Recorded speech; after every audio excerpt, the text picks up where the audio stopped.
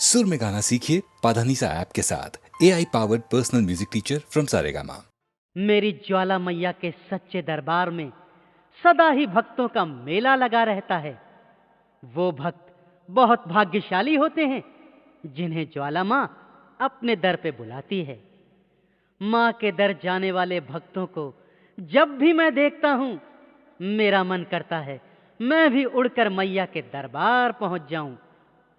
माँ के दर से आने वाले भक्त माँ के नाम की चुनरिया जब सर पर बांध माँ के जयकारे लगाते हुए आ रहे होते हैं तो ये नज़ारा देखते ही बनता है।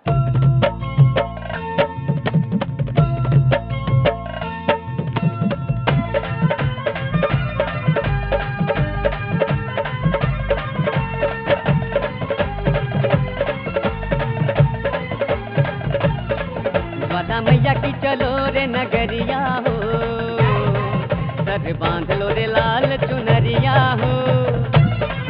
माता सच्चा दरबार मैया भरे भंडार चलते चलो दिन रात दोपहरिया हो। ज्वाला मैया की चलो रे नगरिया हो, सर बांध लो रे लाल चुनरिया हो।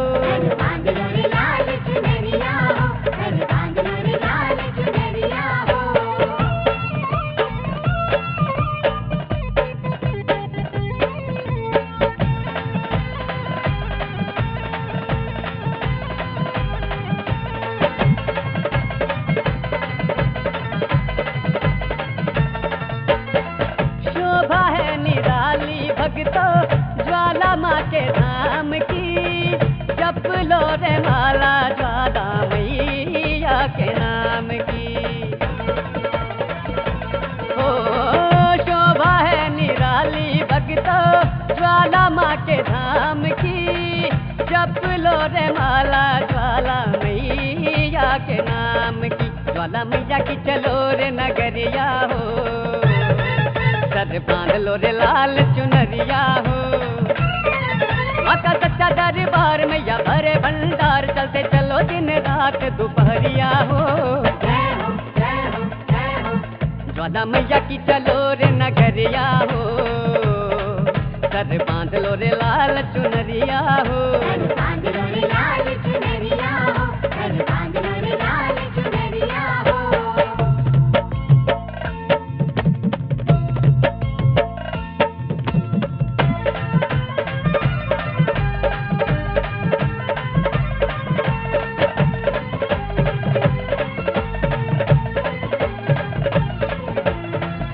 दिन रात जागे ज्योति सच्चा चमत्कार है, कर ले जो दर्शन समझो उसका बेड़ा पार है।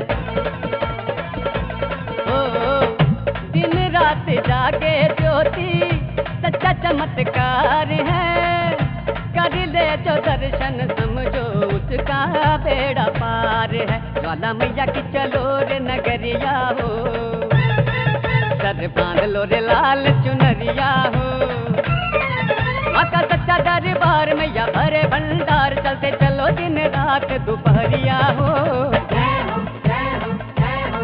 ज्वाला मैया की चलो रे नगरिया हो, सर बांध लो रे लाल चुनरिया हो।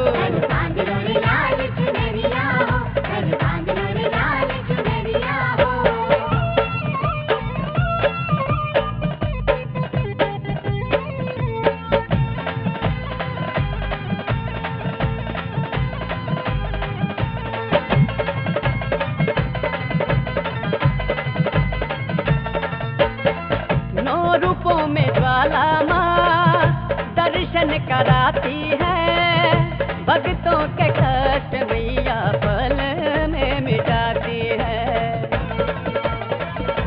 ओ नौ रूपों में ज्वाला माँ दर्शन कराती है, भक्तों के कष्ट मैया पल में मिटाती है। ज्वाला मैया की चलो रे नगरिया हो, सर बांध लो रे लाल चुनरिया हो। माता सच्चा दरबार मैया भरे भंडार चलते चलो दिन रात दोपहरिया हो। ज्वाला मैया की चलो रे नगरिया हो, सर बांध लो रे लाल चुनरिया हो। बांध लो रे लाल चुनरिया हो, बांध लो रे लाल चुनरिया हो। ज्वाला मैया की चलो रे नगरिया हो, सर बांध लो रे लाल चुनरिया हो। बांध लो रे लाल चुनरिया हो, बांध लो रे लाल चुनरिया हो, बांध लो रे लाल चुनरिया हो।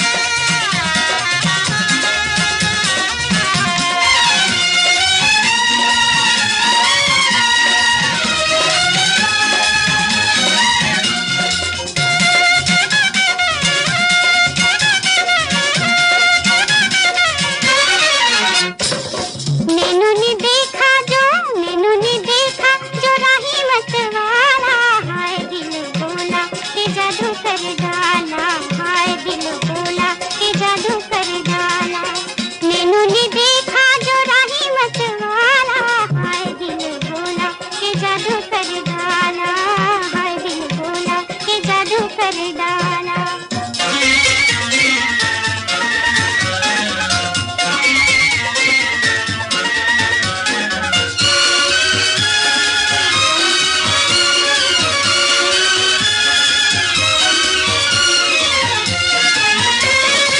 लाज का गुलाल मेरे गालों पे छा गया जी, गालों पे छा गया।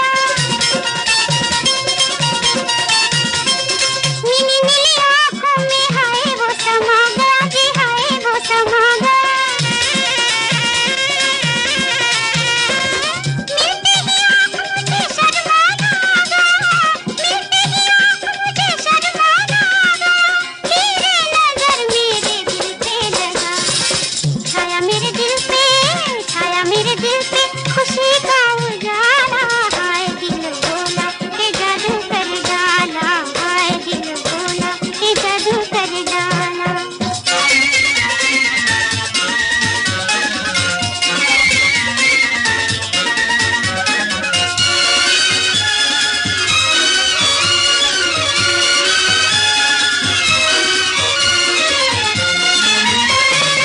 सांसों में आज मेरे धीमी धीमी आग है जी, धीमी धीमी आग है। होठों पे आज मेरे मीठा मीठा राग है जी, मीठा मीठा राग है। मांग का सिंदूर है वो प्यार का सुहाग है, मांग का सिंदूर है वो प्यार का सुहाग है। मिलते ही आंखें नचाता हुआ पिया आज मैंने जो, पिया आज मैंने जो नैनों का प्याला। हाय दिल बोला के जादू कर डाला, हाय दिल बोला के जादू कर डाला। नैनों ने देखा जो राही मतवाला, हाय दिल बोला के जादू कर डाला, हाय दिल बोला के जादू कर डाला।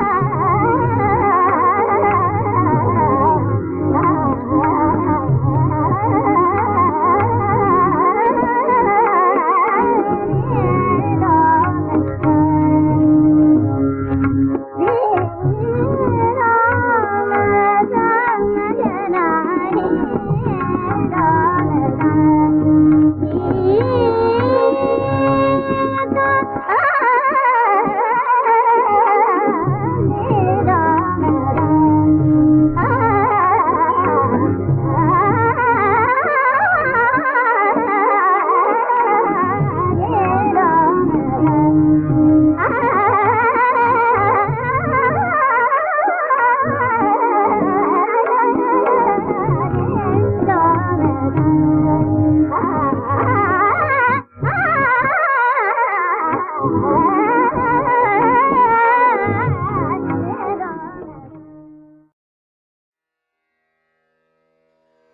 दोस्तों, कई बार सब कुछ करने पर भी काम नहीं बनते।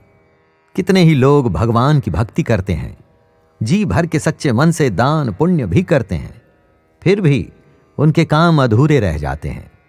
कितनी ही कोशिशों के बावजूद भी बात नहीं बनती। तब क्या करना चाहिए? किस बात से अपने आप को मोटिवेट करके अपने काम में लगे रहना चाहिए? दोस्तों, मैं शैलेंद्र भारती भागवत पुराण की ऐसी ही एक कथा आपको सुना रहा हूं, जो इसी बात पर प्रकाश डाल रही है। आज की कथा में एक बड़ी रोचक बात है कि कथा में एक और कथा है, और आज की हमारी कथा का शीर्षक है गरुड़ संवाद।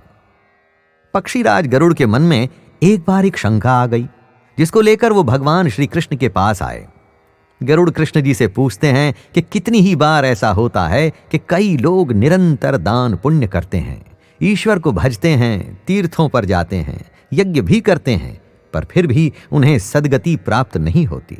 प्रभु, इसका क्या कारण है? सद्गति का अर्थ होता है दोस्तों, भगवान की आपके ऊपर कृपा होना। कृष्ण गरुड़ की शंका को दूर करने के लिए एक अनूठी बात कहते हैं। गौ माता की सेवा करने से तो जो पुण्य मिलता है वो तो आप जानते ही हैं, परंतु कृष्ण कहते हैं कि और सारे पुण्य कर्मों के अलावा एक ऐसा कार्य है जिसके बाद पुण्य मिलना ही मिलना है, और वो है वृषोत्सर्ग। वृषोत्सर्ग का अर्थ होता है वृष यानी कि बैल का दान। शास्त्रों में जो वृषोत्सर्ग का प्रावधान है, उसके अनुसार ब्राह्मण को श्वेत वृषभ अथवा सांड का, क्षत्रिय को भूरा या लाल, वैश्य को पीला सांड और शूद्र को काला सांड दान करना चाहिए। वृषोत्सर्ग की महिमा ऐसी है कि इससे ब्रह्म हत्या तक के पाप धुल जाते हैं। वृषोत्सर्ग की महानता बताने के लिए कृष्ण गरुड़ जी को एक कथा सुनाते हैं। इस कथा में वशिष्ठ जी एक और भक्त को कथा सुना रहे हैं। वशिष्ठ जी त्रेता युग की बात बताते हुए कहते हैं कि विदेह नगर में एक ब्राह्मण रहता था, जिसका नाम था धर्मवत्स। धर्मवत्स एक पुरोहित था और उसी से अपना जीवन यापन करता था। बहुत से लोग धर्मवत्स को वृषोत्सर्ग करने के लिए बुलाया करते थे, क्योंकि वो बैल के दान और उसके अनुष्ठान में निपुण माना जाता था। उस साल पितृपक्ष का समय आने वाला था। धर्मवत्स जानता था कि लोग उसके पास पूजा विधि कराने के लिए आएंगे। इसके लिए वो जंगल से पलाश के पत्ते तथा कुश यानी कि घास एकत्र करने के लिए निकल पड़ा। पत्ते थोड़े बढ़िया और अच्छे मिले, इसके लिए वो जंगल के अंदर तक चला गया। धर्मवत्स अपने पत्ते और घास इकट्ठी कर ही रहा था कि अचानक से वो अपने सामने 4 सजीले पुरुषों को देखता है। चारों पुरुष एकदम सुंदर वस्त्रों से सुसज्जित थे। धर्मवत्स आश्चर्य में आ गया। जंगल में इतने सजे धजे 4 लोग क्या कर रहे हैं? धर्मवत्स को और कुछ सोचने का मौका मिले, इससे पहले ही कुछ एकदम अजीब हो जाता है। चारों पुरुष धर्मवत्स की बांह पकड़ उसे आकाश में उड़ा करके ले जाते हैं। धर्मवत्स को लगा कि क्या वो मर चुका है, कि उसे लेने के लिए यमदूत आए हैं, या वो सपना देख रहा है। कुछ देर उड़ने के बाद धर्मवत्स एक नगर में पहुंचता है।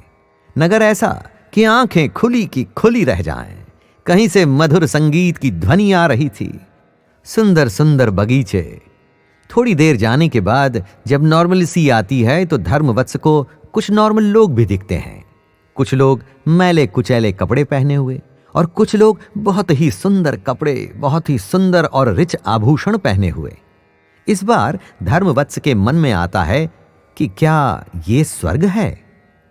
धर्मवत्स की सोचने के प्रोसेस में वो 4 लोग फिर से रुकावट डालते हैं और इस बार वो उसे सीधा एक राजा के सामने ले जाते हैं, जो एक सोने के वैभवशाली सिंहासन पर विराजमान था। राजा के सामने गीत संगीत का कार्यक्रम चल रहा था। सब लोग बड़े शांत थे।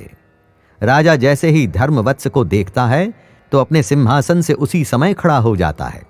आगे आकर वो धर्मवत्स के पैर छूता है और अपना आसन देता है। धर्मवत्स अभी भी सरप्राइज था। उसके बाद राजा उन्हीं 4 लोगों को आदेश देता है कि ब्राह्मण देवता को अच्छे से दक्षिणा देकर वापस वहीं छोड़ आओ जहां से इन्हें लाए थे। धर्मवत्स को कुछ भी समझ में नहीं आता इनफैक्ट उसका कंफ्यूजन बढ़ता ही जा रहा था। पूछने पर राजा बताता है कि धर्मवत्स एक महान ब्राह्मण है जो वृषोत्सर्ग जैसे महान कार्य को निरंतर करता रहता है। उसको इस सभा में लाने का ध्येय था कि राजा अपने राज्य और सभा को धन्य कर सके। वृषोत्सर्ग में जैसा ज्ञान धर्मवत्स को था वैसा किसी को नहीं, इसीलिए वो राजा धर्मवत्स के दर्शन कर पुण्य कमाना चाहता था और उनको ऐसे बिना बताए अचानक ही उठा करके ले आया। अब वो ब्राह्मण के दर्शन करके पुण्य कमा चुका था, इसीलिए दक्षिणा देकर उन्हें वापस भेज रहा था। दोस्तों, सुना आपने इस कथा को? सुना? किसी दूसरे लोक का राजा उस ब्राह्मण के बस दर्शन ही करना चाहता था जो बैल के दान को निरंतर करता रहता था। पितृपक्ष, ईश्वर की भक्ति, तीर्थों की यात्रा के साथ साथ बैलों का दान भी उन महान कार्यों में आता है जिनमें आपके कामों को बनाने और उन्हें संवारने की शक्ति होती है। या फिर आप इसे ऐसे भी देख सकते हैं या समझ सकते हैं कि यह उस समय की बात है जब आपकी सबसे बड़ी संपत्ति आपकी गाय, बैल या भैंस होती थी। जब आप गायों की या बैलों की सेवा कर रहे हैं तो आप एक बहुत ही बड़ी इकोनॉमिक एक्टिविटी यानी कि एग्रीकल्चर में भी सहायता कर रहे हैं। जब आपके चारों ओर लोग संपन्न होते हैं तो आप भी समृद्ध हो ही जाते हैं। इसीलिए इस प्रकार की पूजा और पुण्य के सिस्टम बनाए गए हैं कि आप पूरे समाज की वृद्धि में अपना योगदान दे सकें। पूजा पाठ से तो भगवान की ब्लेसिंग्स मिलती ही है, पर जब आप गौ माता या बैलों या दूसरे पशुओं की सेवा करेंगे तो पूरा एक इकोसिस्टम सुधर जाएगा। समाज की सामूहिक खुशी में योगदान करके आप अपना कर्तव्य पूरा कर सकेंगे। तो आशा करता हूं कि आपको ये बात आपके जीवन को सुधारने के लिए अवश्य पसंद आई होगी। दूसरी बार जब कभी भी आप पशु पक्षियों को देखें तो अपने फर्ज को, अपने धर्म को न भूलें। इसी के साथ मैं शैलेंद्र भारती आपसे आज्ञा लेता हूं। धन्यवाद।